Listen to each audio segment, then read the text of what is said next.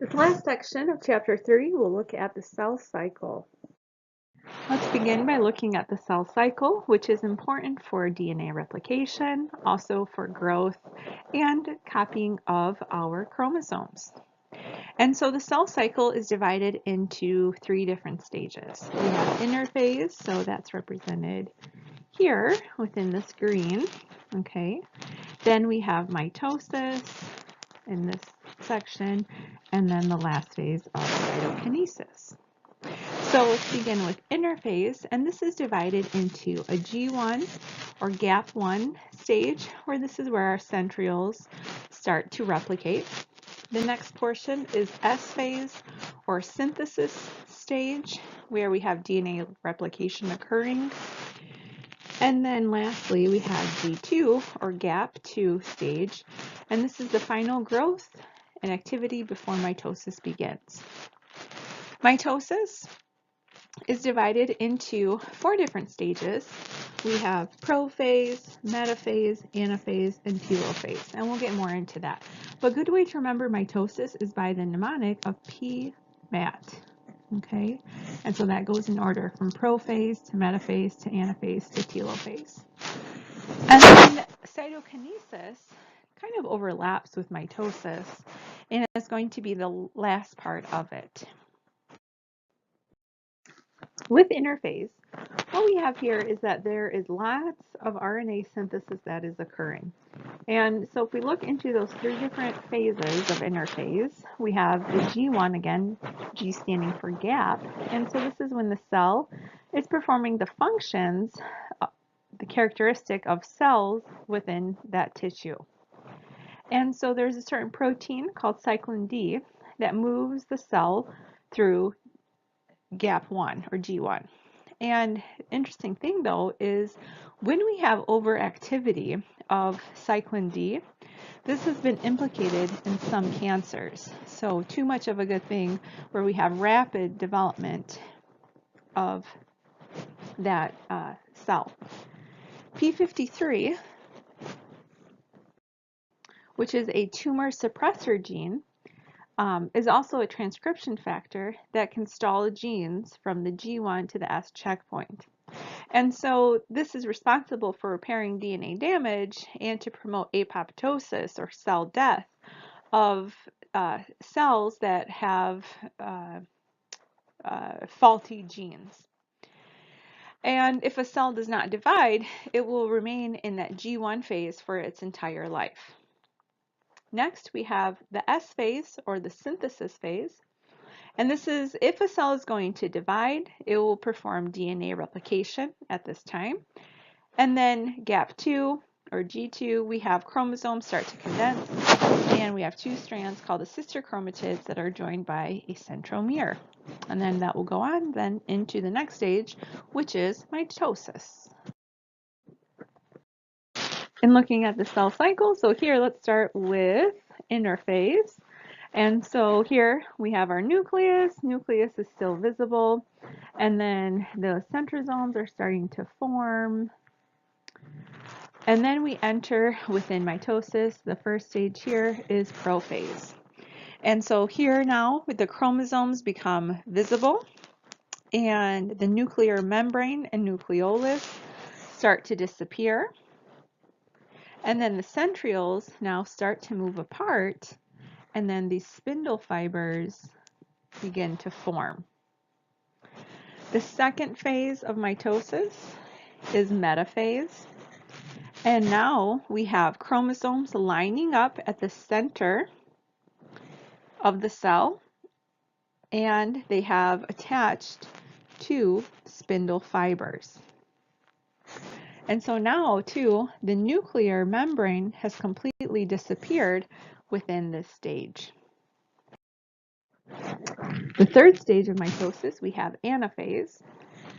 And so here, the centrosomes split. Okay, and so as the spindle fibers start to shorten, so here, they pull the chromatids of a chromosome on the opposite side. The fourth stage is telophase. This is where now the cytoplasm is divided into two cells. And so this is also in conjunction with cytokinesis, cytoplasm for cytokinesis, and the cells separate. Then there's a new nuclear membrane and nucleolus that begin to form. And then we have the chromosomes are going to start to lengthen within each of those split cells. For our gametes, which are ova for female, sperm for male, there's an additional process that goes through with meiosis, which is meiosis 1 and meiosis 2.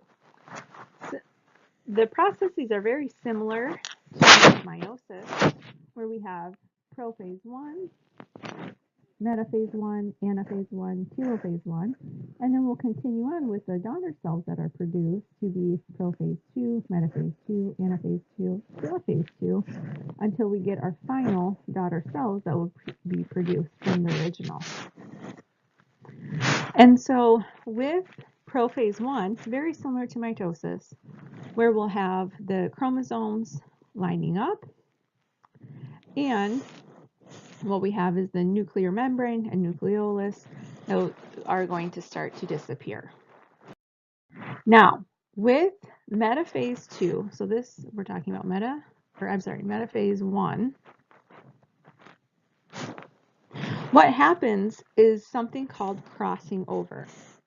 And so this is where we have the maternal and paternal chromosomes that are going to be shuffled.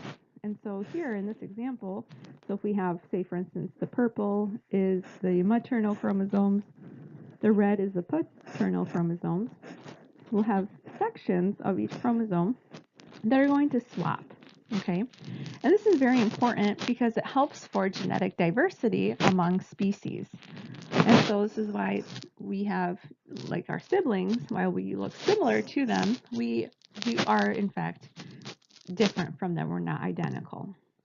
Okay, and so again, this occurs within metaphase 1, which metaphase 1 we have similar characteristics as with mitosis, where the chromosomes are going to line up at the center of the cell.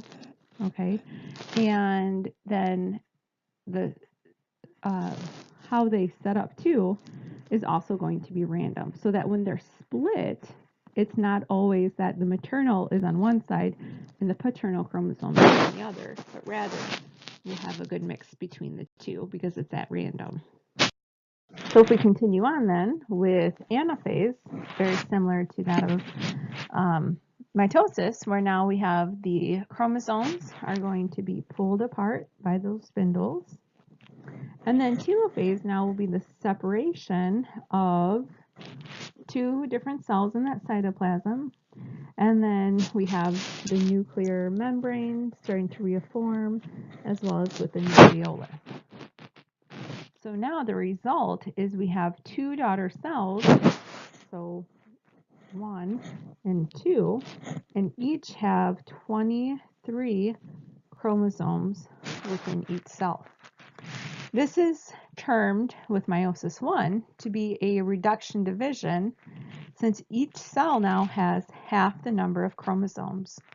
And this is important because it's necessary for sexual reproduction, so that we don't have too many chromosomes that will fuse and make that zygote. So meiosis 2 will continue after meiosis 1. And so this is the further reduction from chromosomes into chromatids. And so same type of phases where we have prophase, metaphase, anaphase, telophase.